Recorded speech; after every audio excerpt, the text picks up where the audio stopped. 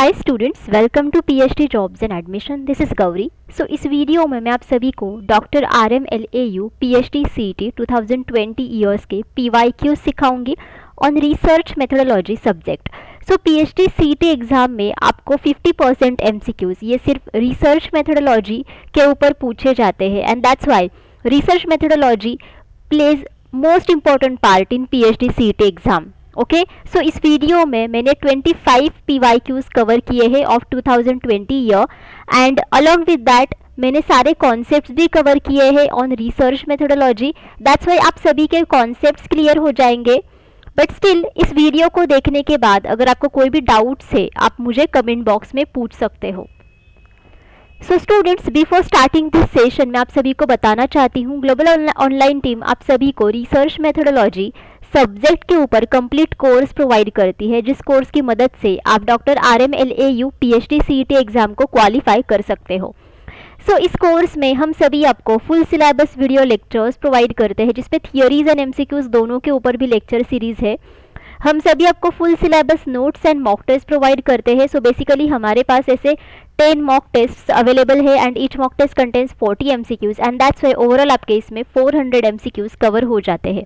हम सभी आपको इसमें 1500 से भी ज़्यादा MCQs का रिवीजन PDF प्रोवाइड करते हैं, ताकि आप सारे टॉपिक एक ही PDF में रिवाइज कर सको, एंड गारंटीड आपको इसी में से ही 80% MCQs पूछे जाते हैं out of 100% MCQs in the research methodology section of the PhD CET exam.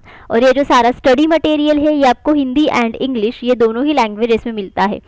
So students, अगर आप कोर्स को परचेस करना चाहते हो देन इधर आप ग्लोबल ऑनलाइन ऐप डाउनलोड कीजिए फ्रॉम द प्ले स्टोर, जिसके लिए मैंने लिंक इस वीडियो के डिस्क्रिप्शन बॉक्स में आप सभी के साथ शेयर की है, या फिर आप इनमें से किसी भी नंबर्स पर जाकर व्हाट्सएप थ्रू मुझे कांटेक्ट कर सकते हो।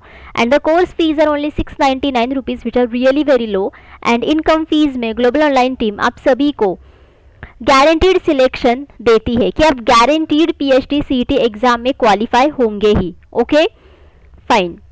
So students, now let us start with this session. Now the question 1 is research is. Now research का मतलब क्या है? Whether it is searching again and again, finding solution to any problem, working in a scientific way to search for truth of any problem, या फिर none of the above.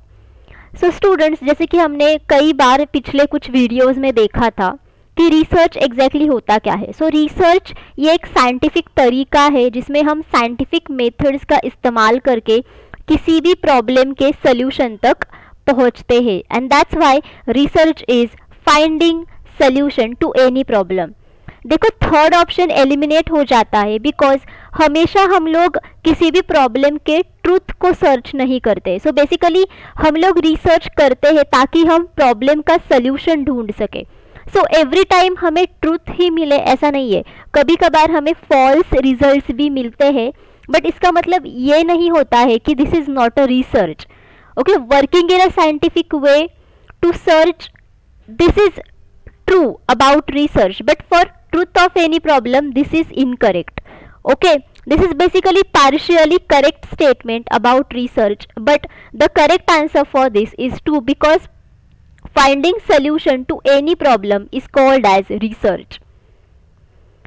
Action research means, now action research का मतलब क्या है? A longitudinal research, an applied research, a research initiated to solve an immediate problem, a research with socio-economic objective. So students, action research के बारे में हमने कल के सेशन में भी देखा था कि एक्शन रिसर्च ये मोस्टली क्लासरूम के जो प्रॉब्लम्स होते हैं उसको सॉल्व करने के लिए किया जाता है। सो क्लासरूम में फॉर एग्जांपल अगर टीचिंग एंड लर्निंग प्रोसेस में कोई प्रॉब्लम है एंड उसे अगर इमीडिएटली सॉल्व करना है then for that teachers action research का इस्तेमाल करके लर्निंग प्रोसीजर को या फिर टीचिंग प्रोसीजर को सॉल्व करने की कोशिश करते हैं। Okay, and that's Y action research means a research initiated to solve an immediate problem. So अगर आपको किसी भी immediate problem को solve करना है and वो भी immediately, then उसके लिए एक research किया जाता है. It is called as an action research. Now what is longitudinal research? So longitudinal research ये बहुत समय तक किया जाता है for example for several years या फिर फॉर 1 ईयर और 2 ईयर्स, एंड इसमें एक ही पर्सन के ऊपर फॉर सेवरल ईयर्स स्टडी किया जाता है, and this is called as longitudinal research. Applied research is the sub type of action research itself, but applied research में आप किसी भी लॉ को या फिर थियोरी को, प्रिंसिपल को अपने रिसर्च के टॉपिक के ऊपर अप्लाई करते हो, एंड दैट्स व्हाई इसे अप्लाइड रिसर्च कहा जाता है.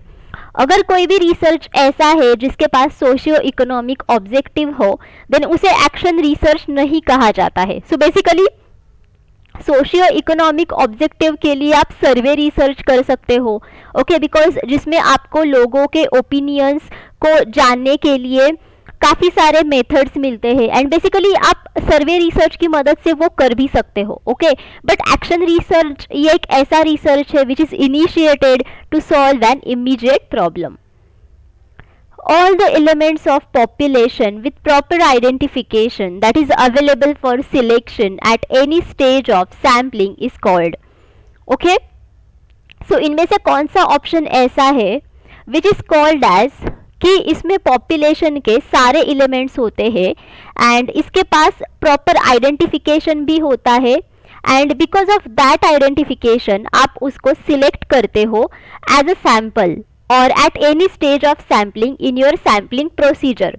So whether it is sample, whether it is sampling unit, whether it is sampling frame or whether it is universe. So students, sample ये एक object होता है.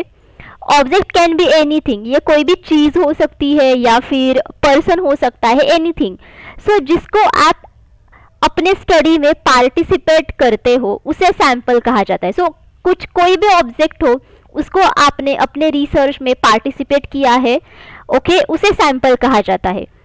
सैम्पलिंग यूनिट का मतलब होता है कि फॉर एग्जांपल आपके पास एक टारगेट पॉपुलेशन है एंड उस पॉपुलेशन में से आपको कई सैंपल्स को चूज करना है बिकॉज आपको उनको अपने रिसर्च में लेना है. सो आई वॉन्ट से इट सैंपल्स बिकॉज वो अभी तक आपके लिए सैंपल्स हुए नहीं है. सो कई लोगों को आपको from the population as a person और as a you can say sample आपको चूज करना है from the target population. So उसके लिए आप क्या करोगे, पॉपुलेशन के आप सब टाइप्स बनाओगे, okay, 1 sub type, 2nd, 3rd, 4th, 5th and so on. So those each and every sub type is called as sampling unit, okay, उसे सैम्पलिंग यूनिट कहा जाता है. And from that sampling unit आप again samples को then choose करते हो, select करते हो. So this is called as sampling unit, okay. And what is sampling frame? So sampling frame ये पॉपुलेशन का वो हिस्सा होता है जो पॉपुलेशन के कैरेक्टरिस्टिक्स को टोटली रिप्रेजेंट करता है. And as well sampling frame में से ही आप सैंपल्स को गारंटीड चूज करते हो as the sample at any stage of sampling, okay. That's why here your correct answer is 3, that is sampling frame.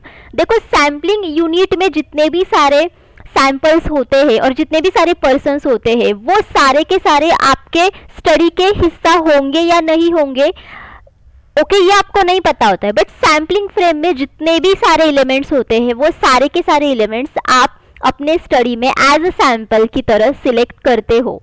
And that's why here your correct answer is 3, that is sampling frame. And universe is nothing but the target population जहाँ से आप samples को select करते हो. Which of the following is the first step in starting the research process? So इनमें से कौन सा स्टेप ऐसा है जो कि एक फर्स्ट स्टेप है, ओके, जिसमें आप रिसर्च प्रोसेस को स्टार्ट कर सकते हो, मतलब जिसके बाद आप रिसर्च प्रोसेस को स्टार्ट कर सकते हो. Searching sources of information to locate the problem, survey of related literature, identification of the problem, searching for solutions to the problem. So ये तो हमने कल के भी सेशन में देखा था कि आइडेंटिफिकेशन ऑफ द प्रॉब्लम ये किसी भी रिसर्च प्रोसीजर की फर्स्ट स्टेप होती है. बिकॉज अगर आप प्रॉब्लम को आइडेंटिफाई नहीं करोगे देन ऑब्वियसली उसको सॉल्व करने के लिए आप रिसर्च प्रोसीजर भी नहीं करोगे, okay. Which of the following variables cannot be expressed in quantitative terms? Now इनमें से कौन सा वेरिएबल ऐसा है जो आप क्वांटिटेटिव टर्म्स में एक्सप्रेस नहीं कर सकते हो? क्वांटिटेटिव टर्म्स का मतलब होता है कि आप इनमें से कौन सा वेरिएबल ऐसा है जिसको आप न्यूमेरिकल वैल्यूज असाइन नहीं कर सकते हो, एंड एज वेल आप उनको न्यूमेरिकली क्वांटिफाई या फिर मेजर भी नहीं कर सकते हो. So whether it is socio economic status, whether it is marital status, whether it is numerical aptitude और whether it is professional attitude. So students, अगर आप सोशियो इकोनॉमिक स्टेटस को देखोगे as a variable, okay, so socio economic status का मतलब होता है कि अगर आप अपर क्लास से हो, मिडिल क्लास से हो या फिर लोअर क्लास से हो, सो उसमें भी काफ़ी सारे टाइप्स होते हैं. बट आप सोशियो इकोनॉमिक स्टेटस को आप क्वांटिटेटिव टर्म्स में एक्सप्रेस कर सकते हो. जैसे कि अगर आप अपर क्लास से हो देन आप उसको नंबर 1 असाइन करोगे, ओके. अगर आप लोअर क्लास से हो then you will assign number 3. अगर आप मिडिल क्लास से हो 2 number, and so on according to the class, okay. So इसको आप क्वांटिटेटिव टर्म्स में एक्सप्रेस कर सकते हो. मैरिटल स्टेटस को भी आप क्वांटिटेटिव टर्म्स में एक्सप्रेस कर सकते हो कि अगर आप सिंगल हो देन वो, अगर आप मैरिड हो देन, अगर आप मैरिड हो विथ द चिल्ड्रन देन, अगर आप विडोड हो, अगर आप डाइवोर्स्ड हो. So all of this things, so ये सारे चीज़ों को आप क्वांटिटेटिवली एक्सप्रेस कर सकते हो. न्यूमेरिकल एप्टीट्यूड को तो क्वांटिटेटिवली एक्सप्रेस किया ही जाता है. सो बचा हुआ ऑप्शन है प्रोफेशनल एटीट्यूड. देखो, किसी भी पर्सन का प्रोफेशनल एटीट्यूड आप क्वांटिटेटिवली एक्सप्रेस नहीं कर सकते हो, because this is the quality of any person, and quality को क्वांटिटेटिवली एक्सप्रेस नहीं किया जाता है, उसको सिर्फ क्वालिटेटिव टर्म्स में ही एक्सप्रेस किया जाता है. And that's why here your correct answer is 4, that is professional attitude. X post facto research means. Now x post facto research का मतलब क्या है? Research is done after the incident. Pre event research, research is done as the incident happens. Research is done keeping in mind the probabilities of the incident. So students, ex post facto research ये हमेशा incident को होने के बाद किया जाता है, and that's why the correct answer over here is 1, because ex post facto research का मतलब ही यही होता है कि जो इंसिडेंट पहले से ही हो चुका है, so उसके होने के रीजंस क्या है, उसके कॉजेस क्या है, ओके. सो उसके ऊपर स्टडी करना यानी कि ex post facto research. That's why here your correct answer is 1, that is research is done after the incident. Conferences are meant for. Now हम लोग कॉन्फ्रेंसेस किस वजह के लिए लेते हैं? Multiple target groups, group discussions, show casting, new research, all of the above. So जैसे कि हमने कल के भी सेशन में देखा था कि कॉन्फ्रेंसेस हम लोग बहुत ही कम लोगों में लेते हैं. सो ऐसे लोगों में कॉन्फ्रेंसेस लिए जाते हैं जो कॉमन टॉपिक में इंटरेस्ट लेते हैं. एंड कॉन्फ्रेंसेस ये काफ़ी समय तक चलता है, मतलब जैसे कि सेवरल डेज के लिए चलता है, एंड इसमें काफ़ी सारे लोग अपना प्रेजेंटेशन देते हैं, अपने टॉपिक को एक्सप्लेन करते हैं.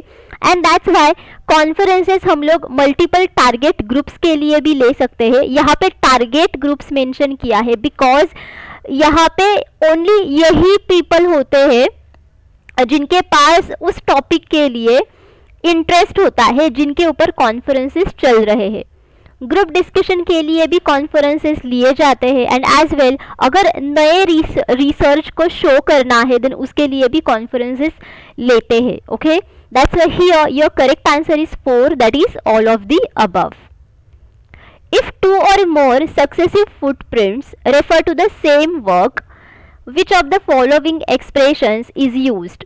So ये भी हमने पिछले कुछ वीडियोस में देखा था कि अगर आपने पूरा रिसर्च रिपोर्ट लिखा है and after the writing whole research report, then after that end में आप फुटप्रिंट्स लिखते हो एंड उसमें आप रेफरेंसेस को मेंशन करते हो, राइट.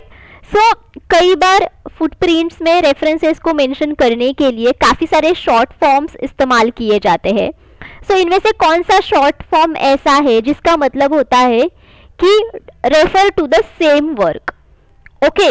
मतलब फॉर एग्जाम्पल आपने सक्सेसिव फुटप्रिंट्स है आपके पास एंड उसमें काफ़ी सारे रेफरेंसेस बार बार आए हैं। सो बार बार वही रेफरेंसेस के नाम लिखने की बजाय आप लिखते हो refer to this in this footprint. Okay, refer to this reference in this footprint. So उसके लिए आप कौन सा शॉर्ट फॉर्म इस्तेमाल करोगे? ओके, अगर आपको एग्जैक्टली उसी रेफरेंस को मेंशन करना है in the previous footprint, okay, then उसके लिए आप कौन सा शॉर्ट फॉर्म इस्तेमाल करोगे? So whether you will use ibid या फिर एएल या फिर ऑप्सिट या फिर लोकसिट। सो इन दिस सिचुएशन आप आईबिड को इस्तेमाल करोगे। If you see the Hindi translation it is called as पूर्वोक्त।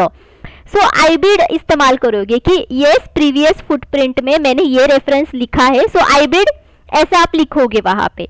एएल आप कब लिखोगे? एएल का मतलब होता है कि अगर आपको काफी सारे ऑथर्स के नेम्स लिखने हैं इन द रेफरेंस, सो सारे ऑथर्स के नेम लिखने की बजाय आप एक ही ऑथर का नाम लिखते हो एंड आफ्टर दैट आप एएल लिखते हो, and others. Okay, so AL का मतलब होता है एंड अदर्स। ओके, ऑप्सिट, सो ऑप्सिट का मतलब होता है कि फॉर एग्जाम्पल आपने बिब्लियोग्राफी में एक रेफरेंस का टाइटल लिखा है एंड उसी रेफरेंस को अगर आपको टेक्स्ट में बताना है, ओके, सो उसके लिए आप ऑप्सिट यूज करोगे instead writing the whole title of the reference in the bibliography.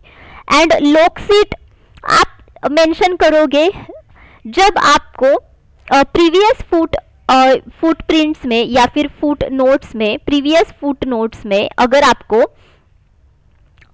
References के नाम लिखने हैं एंड एज वेल अगर आपको पेज नंबर भी मेंशन करना है, सो उसके लिए आप लोकसिट इस्तेमाल करोगे। Okay, all of you understood, and that's why देखो here your correct answer should be one, that is loc cit, that is ibid. All of you understood, that is ibid. देखो लोकसिट एंड आईबिड इन दोनों के बीच में ज्यादा difference है नहीं, because लोकसिट का मतलब भी वही होता है जो आईबिड का होता है, बट अगर आपको पेज नंबर को भी मेंशन करना है, ओके, या फिर अगर उसी पेज नंबर में वही रेफरेंस का नाम बार बार आया है, okay, then in that situation आप लोकसिट को यूज करोगे। बट आईबिड आप यूज करोगे जब डिफरेंट पेज नंबर से एंड डिफरेंट पेज नंबर्स में एक ही रेफरेंस का नाम बार बार आया है, then you will use ibid. All of you understood, and that's why here your correct answer should be one, and here footprint नहीं है ये, this is actually footnote. Okay, footnote. Which of the following is classified as the category of the developmental research? Now इनमें से कौन सा research type ऐसा है जो डेवलपमेंटल रिसर्च में आता है? So whether it is philosophical research, whether it is action research, whether it is descriptive research or whether it is all of the above. देखो डेवलपमेंटल रिसर्च का मतलब होता है कि जिसमें आप डेवलपमेंट के बारे में स्टडी करते हो। सो डेवलपमेंट किसी भी टॉपिक की हो सकती है, किसी भी कॉन्सेप्ट की हो सकती है, राइट?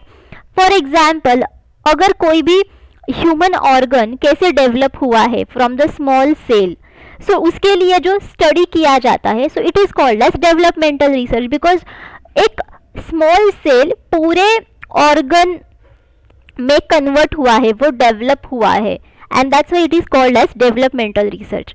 सो ये सारे के सारे philosophical research, action research, descriptive research, ये सारे के सारे डेवलपमेंटल रिसर्च के कैटेगरी में आते हैं, बिकॉज फिलोसॉफिकल रिसर्च में एक्चुअली हम लोग स्टडी करते हैं कि एग्जैक्टली अगर कोई भी कॉन्सेप्ट है देन वो कैसे फॉर्मुलेट हुई है इन द वर्ल्ड एंड उसके पीछे का रीजन क्या है, what is the main point behind any kind of a research, उसके लिए जो आप स्टडी करते हो, और behind any kind of a concept उसके लिए आप जो स्टडी करते हो उसे फिलोसॉफिकल रिसर्च कहा जाता है।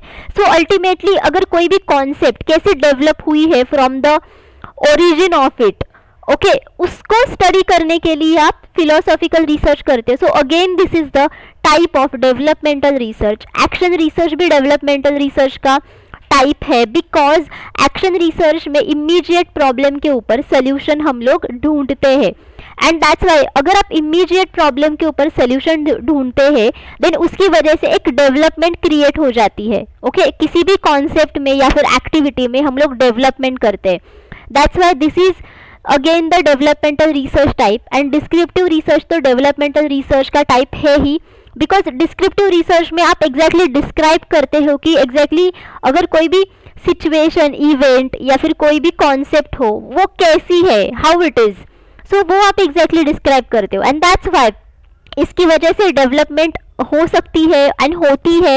And most important thing is that कि डिस्क्रिप्टिव रिसर्च में आप डिस्क्राइब भी करते हो कि अगर कोई भी सेल ऑर्गन में कैसे डेवलप हुआ है। So ultimately this is the type of developmental research. Okay, how can the objectivity of the research be enhanced? So किसी भी रिसर्च की ऑब्जेक्टिविटी हम लोग कैसे एनहांस कर सकते हैं? एनहांस यानी कि इम्प्रूव कर सकते हैं। Through its impartiality, through its reliability, through its validity, all of the above. Okay, so अगर किसी भी रिसर्च की ऑब्जेक्टिविटी को हमें एनहांस करना है देन उसके लिए आप इम्पार्शियलिटी को भी एनहांस कर सकते हो। इम्पार्शियलिटी का मतलब होता है कि बायस फ्री नेचर, ऑब्जेक्टिविटी का मतलब होता है कि बायस्ड फ्री, मतलब आप अगर कोई भी चीज कर रहे हो then you do it fairly, सभी के पास इक्वल चांसेस होने चाहिए for each and every procedure, for each and every stage in the whole research process. So this is nothing but the impartiality. So आप इम्पार्शियलिटी इंप्रूव करो then objectivity improve हो ही जाएगी। रिलायबिलिटी को improve करो। Reliability का मतलब होता है कि अगर आप कोई भी रिसर्च प्रोसेस डिफरेंट सिचुएशंस में बार बार करते हो देन अगर आपको स्टेबली, अगर आपको वही रिजल्ट्स, स्टेबल रिजल्ट्स अगर आपको बार बार मिलते हैं then this is called as reliability. And अगर आपको बार बार रिजल्ट्स मिलते हैं देन इसका मतलब ये होता है कि research procedure is accurate. And validity का मतलब होता है कि एक्यूरेसी, वैधता। अगर कोई भी इंस्ट्रूमेंट आप इस्तेमाल कर रहे हो for measuring the variables in the research procedure then उस इंस्ट्रूमेंट की कितनी एक्यूरेसी है कि वो उस पर्टिकुलर वेरिएबल को मेजर कर रहा है accurately. So if you improve validity, if you improve reliability and as well impartiality then उसकी वजह से ऑब्जेक्टिविटी इम्प्रूव हो ही जाती है। Okay, Which of the following is the first step in starting the research process? So इनमें से कौन सा ऑप्शन ऐसा है which is the first step in starting the research process? So again देखो ये क्वेश्चन फिर से आया है एक ही क्वेश्चन पेपर में। Searching sources of information to locate problem, survey of related literature, searching for solutions to the problem, identification of problem. So yes, your correct answer should be 4, that is identification of problem. ये आपकी पहली step रहेगी in starting the research process. A common test in research is preferred. हम लोग common test इस्तेमाल करते हैं in the research because what is the reason behind this, and common test में कौन से कैरेक्टरिस्टिक होने चाहिए ताकि हम उसे रिसर्च में इस्तेमाल कर सके। So whether it is reliability, whether it is usability, whether it is objectivity or whether it is all of the above. So obviously जैसे कि हमने इसी वीडियो में देखा reliability तो होनी चाहिए, because of the reliability आपको stable results मिलते हैं in every situation. Usability का मतलब होता है कि आपके पास उस common test का एक usable situation होना चाहिए, मतलब it should be usable to all of you. Okay? And objectivity यानी कि निष्पक्षता, यानी कि आप अगर कोई भी टेस्ट कर रहे हो then you should do it bias free. Okay, so all of the above is the correct answer. Normal probability curve should be. Now normal probability curve ये कैसा होना चाहिए? Whether it should be positively skewed या फिर negatively स्कीव्ड या फिर लिप्टोकुर्टिक स्कीव्ड या फिर zero स्कीव्ड। So students, normal probability curve is the curve. So basically ये आपको ऐसा दिखेगा and normal probability curve ये आपको exactly represent करता है कि आपके रिसर्च का जो डेटा है वो कैसा डिस्ट्रीब्यूट है। So normal probability curve में जो डेटा होता है वो normally distributed रहता है। So for example, if you make the two halves of this, जैसे कि right and left, and अगर आप देखोगे then ये दोनों भी halves symmetrical है, they are equal to each other. So this is called as normal probability curve. So इसका मतलब ये है कि डेटा राइट एंड लेफ्ट दोनों ही पार्ट में इक्वली डिस्ट्रीब्यूटेड है। Now what is positively skewed? Positively skewed का मतलब होता है कि डेटा असिमेट्रिकली डिस्ट्रीब्यूटेड है। सो अगर आपको नॉर्मल प्रोबेबिलिटी कर्व ऐसा दिखेगा, so if it is positively skewed then आपको राइट साइड में ज्यादा डेटा यहाँ पे दिखेगा। ओके, सो कर्व के राइट साइड में आपको ज्यादा डेटा दिखाई देगा। ओके, निगेटिवली स्कीव्ड में एग्जैक्टली आपको लेफ्ट साइड में ज्यादा डेटा दिखाई देगा। लिप्टोकुरेटिक स्कीव्ड, नाउ लिप्टोकुरेटिक स्कीव्ड में आपको टेल पार्ट्स में एंड पीक पार्ट में ज्यादा डेटा दिखाई देगा, मतलब यहाँ पे भी दिखाई देगा ज्यादा डेटा एंड यहाँ पे भी और यहाँ पे भी।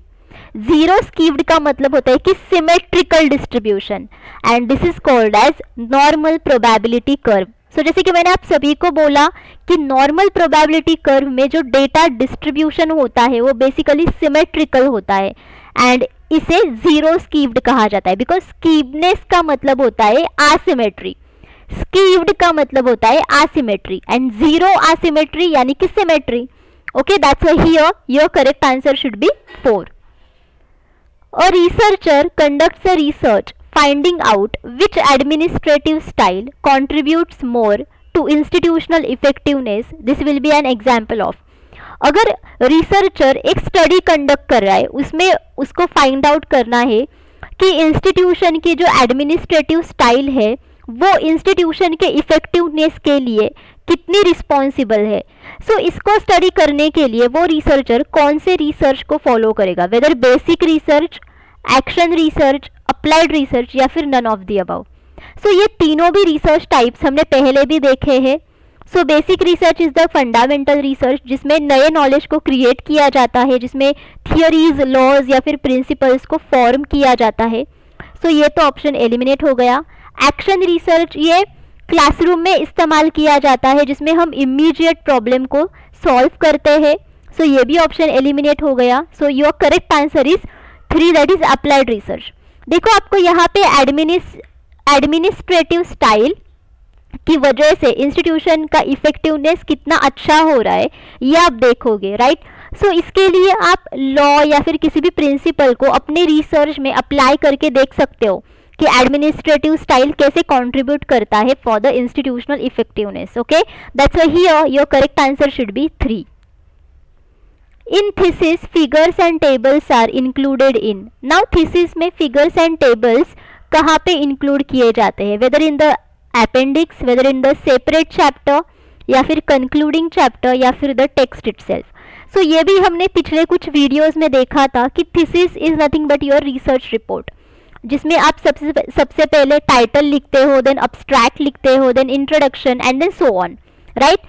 सो फिगर्स एंड टेबल्स ये हमेशा अपेंडिक्स पार्ट में इंक्लूड किए जाते हैं। अपेंडिक्स का मतलब होता है कि जो सप्लीमेंटरी मटेरियल है जो आपने अपने रिसर्च में इस्तेमाल किया है, जैसे कि फिगर्स हो, टेबल्स हो, सो ये सारी चीजें अपेंडिक्स में इंक्लूड किए जाते हैं। Okay, research stream of immediate action is whether it is conceptual research, whether it is action research, whether it is fundamental research or whether it is empirical research.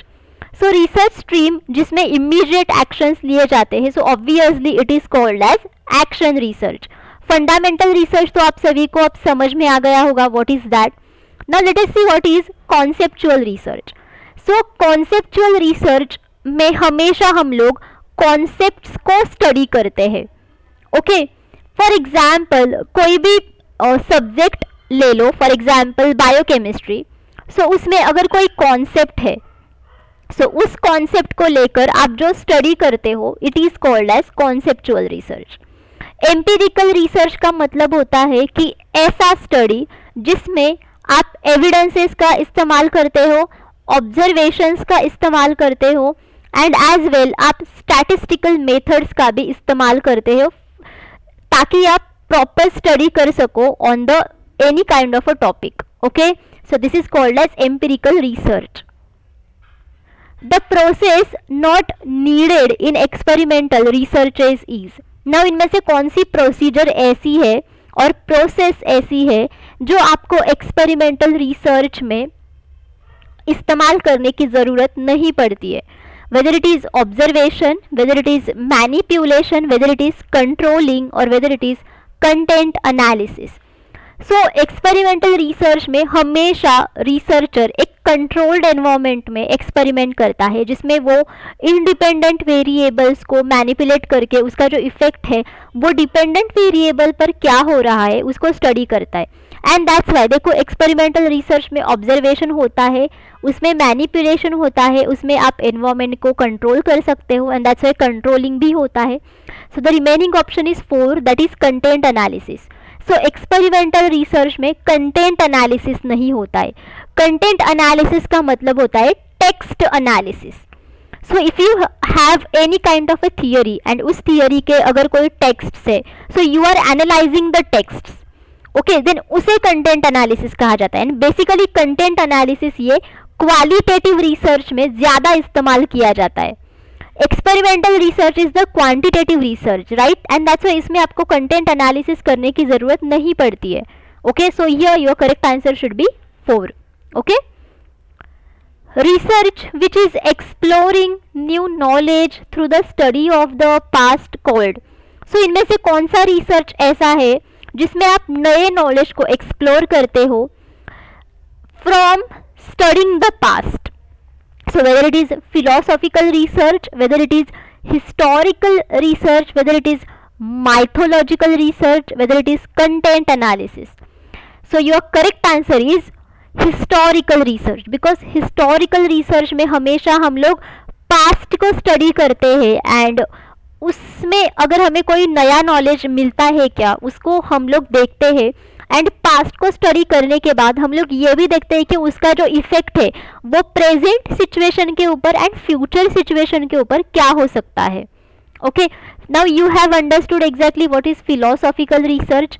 Now mythological research में हम लोग मीथ्स के बारे में study करते हैं। मीथ्स का मतलब होता है कि फॉर एग्जाम्पल अगर कोई भी सुनी सुनाई बातें होती है, जैसे कि काफ़ी सारे देखो स्टोरीज है, ओके, एंड ऐसे स्टोरीज जो हमें बताया गया होता है कि these are happened in the past, in the very past, okay, but हमारे पास उसके लिए कोई भी एविडेंसेस नहीं होते हैं एंड एज वेल हम लोग उसको मानते हैं because it is our tradition. So these are called as the myths. Myths are basically the stories, okay. So इन स्टोरीज को स्टडी करना it is called as mythological research, okay.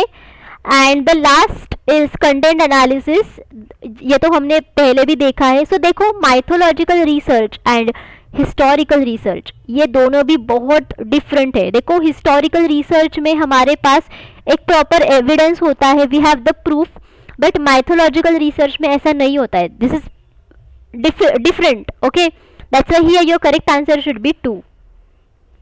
Manipulation is always a part of. Now इनमें से कौन सा research ऐसा है जिसका मैनिपुलेशन एक ऑलवेज पार्ट है? मैनिपुलेशन का मतलब है कि आप वेरिएबल्स को कंट्रोल करके उनको मैनिपुलेट करते हो। मैनिपुलेट यानी कि आप उनके वैल्यूज चेंज करते हो। So whether it is historical research, whether it is fundamental research, whether it is descriptive research और whether it is experimental research. So students, manipulation is always a part of experimental research, जैसे कि मैंने आप सभी को बताया, जिसमें researcher variables, so specifically independent variable को मैनिपुलेट करता है, okay. A process of selecting a subset of population for a survey is known as. सो अगर आप पॉपुलेशन में से कई सैंपल्स को सिलेक्ट करते हो एज अ सबसेट, सो उस प्रोसेस को क्या कहा जाता है? So whether it is survey research, representation, triangulation या फिर सैम्पलिंग। सो ऑब्वियसली इस प्रकार के प्रोसेस को सैम्पलिंग कहा जाता है। सो सैम्पलिंग इज द टेक्निक जिसमें आप टारगेट पॉपुलेशन में से कई सैंपल्स को सिलेक्ट करते हो ताकि आप उनको स्टडी में पार्टिसिपेट कर सके। सर्वे रिसर्च में बेसिकली आप ओपिनियंस लेते हो फ्रॉम योर रिस्पोंडेंट्स, जिसमें आप क्वेश्चनर्स पूछते हो to your respondents and respondents आपको आंसर्स प्रोवाइड करते हैं। रिप्रेजेंटेशन यानी कि प्रतिनिधित्व करना, and triangulation is the research method, this is basically the research method जिसमें आप काफ़ी सारे मिक्स्ड मैच रिसर्च मेथड्स को यूज़ करते हो। फॉर एग्जाम्पल आप काफ़ी सारे data collection methods and data analysis methods को इस्तेमाल करते हो। सो जैसे कि qualitative and quantitative research methods को अगर आप एक साथ करके यूज करते हो, then this is called as triangulation research method. Okay, researchers ultimately want to know the answer the research question in the context of which of the following. Now ultimately किसी भी रिसर्चर को जो research question का answer चाहिए होता है, सो वो answer उसको किसके बारे में चाहिए होता है, सो वेदर सैम्पल या फिर एक्सेसिबल पॉपुलेशन या फिर टारगेट पॉपुलेशन या फिर वर्ल्ड। ऑब्वियसली किसी भी रिसर्चर यही चाहता है कि उसको टारगेट पॉपुलेशन के बारे में रिजल्ट्स मिल सके। Okay, so this is one of the aim of any kind of a researcher. Okay, some people have greater chance of being elected than other members of the population, it is called. So अगर ऐसी sampling technique है जिसमें कुछ लोगों को ज़्यादा chances होते हैं ताकि वो स्टडी में पार्टिसिपेट कर सके, ताकि वो स्टडी में भाग ले सके, सो उस प्रकार के सैम्पलिंग टेक्निक को क्या कहा जाता है। So whether it is called as probability sampling, non probability sampling या फिर कोटा सैम्पलिंग या फिर none of the above. So इसे नॉन प्रोबेबिलिटी सैम्पलिंग कहा जाता है। देखो सैम्पलिंग टेक्निक के दो टाइप्स होते हैं, प्रोबेबिलिटी एंड नॉन प्रोबेबिलिटी। सो उसमें जो प्रोबेबिलिटी सैम्पलिंग टेक्निक है इसमें मेंबर्स को इक्वल चांसेस होते हैं ताकि वो स्टडी में पार्टिसिपेट कर सके, बट नॉन प्रोबेबिलिटी सैम्पलिंग में इक्वल चांसेस नहीं होते। इसमें कई मेंबर्स को ज़्यादा चांसेस होते हैं, कई मेंबर्स को कम चांसेस होते हैं। And quota sampling is the example of non probability sampling. Okay, experimental studies are based on, now इनमें से कौन से ऑप्शन के आधार पर एक्सपेरिमेंटल स्टडीज डिपेंड होते हैं? Manipulation of the variables, conceptual parameter, repetition of research, review of literature. So obviously experimental studies are based on manipulation of variables, because इसमें variables को manipulate करना ये बहुत ही important बात है। So अगर आप variables को manipulate नहीं करोगे within the experimental study, then आपको results ही नहीं मिलते study के। Okay? The properties of objects, events or things are measured by. सो किसी भी प्रकार के ऑब्जेक्ट्स ले लो या फिर इवेंट्स या फिर कोई भी सिचुएशंस या फिर कोई भी थिंग्स, उनके जो प्रॉपर्टीज होते हैं उनको आप कैसे मेजर कर सकते हो? प्रॉपर्टीज आई मीन टू से उनके कैरेक्टरिस्टिक्स आप कैसे मेजर कर सकते हो? वेदर आप क्वांटिटेटिव मेजर कर सकते हो या फिर कन्फर्ड या फिर वेरिएबल्स या फिर नन ऑफ द अबव। सो देखो किसी भी ऑब्जेक्ट्स, इवेंट्स या फिर थिंग्स के प्रॉपर्टीज ये हमेशा उनके वेरिएबल्स के थ्रू मेजर किए जाते हैं। एंड दैट्स वाई देखो हम लोग रिसर्च में हमेशा ऐसे वेरिएबल्स बनाते हैं, डिपेंडेंट, इंडिपेंडेंट, ताकि हम ऑब्जेक्ट्स को, इवेंट्स को या फिर थिंग्स को क्या कर सके, मेजर कर सके। सो बेसिकली उनके प्रॉपर्टीज को मेजर कर सके। Okay, what is an instrument independent variable called? Now independent variable को एग्जैक्टली क्या कहा जाता है? Extraneous variable, intervening variable, subject variable, active variable. So देखो इंडिपेंडेंट वेरिएबल को हम लोग हमेशा आइसोलेट करते हैं, उसको कंट्रोल करते हैं, उसको मैनिपुलेट करते हैं, and that's why it is called as an active variable. Okay, because independent variable के साथ आप एक्सपेरिमेंट्स करते हो, सो दैट्स व्हाई इसे एक्टिव वेरिएबल कहा जाता है। एक्सट्रानियस वेरिएबल ये बाहर के वेरिएबल्स होते हैं जिनको हम लोग स्टडी नहीं एक्चुअली बेसिकली हम लोग इनको स्टडी करते ही नहीं है, बट एक्सट्रानियस वेरिएबल की वजह से जो independent variable and dependent variable होता है इनके रिलेशन के ऊपर अफेक्ट होने लगता है। Okay, and intervening variable are the variables and these are responsible for telling us exactly what is the relationship between independent and dependent variable, and subject variable is called as dependent variable because हम लोग हमेशा dependent